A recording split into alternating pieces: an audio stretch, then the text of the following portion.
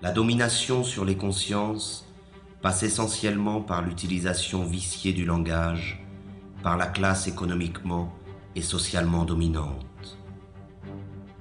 Étant détenteur de l'ensemble des moyens de communication, le pouvoir diffuse l'idéologie marchande par la définition figée, partielle et partiale qu'il donne des mots. Les mots sont présentés comme neutres et leur définition comme allant de soi. Mais sous le contrôle du pouvoir, le langage désigne toujours autre chose que la vie réelle. C'est avant tout un langage de la résignation et de l'impuissance, le langage de l'acceptation passive des choses telles qu'elles sont et telles qu'elles doivent demeurer. Les mots travaillent pour le compte de l'organisation dominante de la vie, et le fait même d'utiliser le langage du pouvoir nous condamne à l'impuissance. Le problème du langage est au centre du combat pour l'émancipation humaine. Il n'est pas une forme de domination qui se surajoute aux autres. Il est le cœur même du projet d'asservissement du système totalitaire marchand. C'est par la réappropriation du langage, et donc de la communication réelle entre les personnes, que la possibilité d'un changement radical émerge de nouveau. C'est en cela que le projet révolutionnaire rejoint le projet poétique. Dans l'effervescence populaire, la parole est prise et réinventée par des groupes étendus. La spontanéité créatrice s'empare de chacun et nous rassemble tous.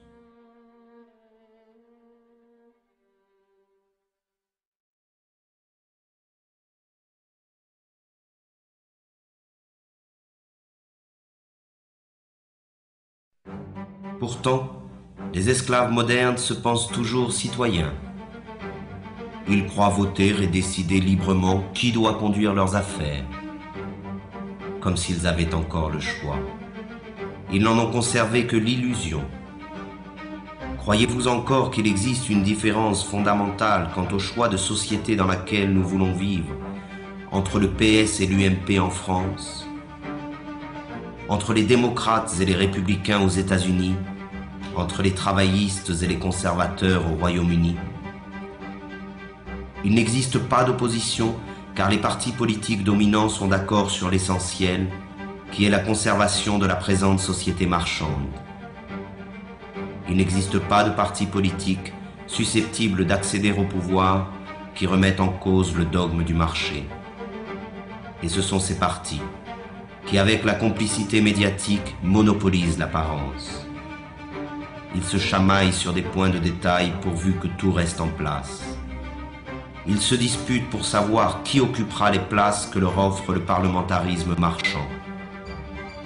Ces pauvres chamailleries sont relayées par tous les médias dans le but d'occulter un véritable débat sur le choix de société dans laquelle nous souhaitons vivre. L'apparence et la futilité dominent sur la profondeur de l'affrontement des idées. Tout cela ne ressemble en rien, de près ou de loin, à une démocratie. La démocratie réelle se définit d'abord et avant tout par la participation massive des citoyens à la gestion des affaires de la cité. Elle est directe et participative. Elle trouve son expression la plus authentique dans l'assemblée populaire et le dialogue permanent sur l'organisation de la vie en commun.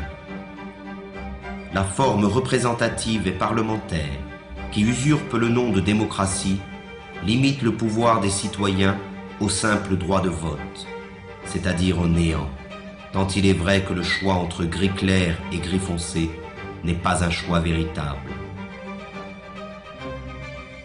Les sièges parlementaires sont occupés dans leur immense majorité par la classe économiquement dominante, qu'elle soit de droite ou de la prétendue gauche social-démocrate.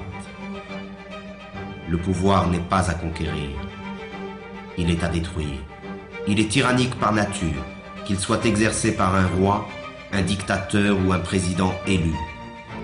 La seule différence dans le cas de la démocratie parlementaire c'est que les esclaves ont l'illusion de choisir eux-mêmes le maître qu'ils devront servir.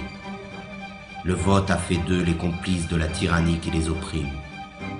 Ils ne sont pas esclaves parce qu'il existe des maîtres, mais il existe des maîtres parce qu'ils ont choisi de demeurer esclaves.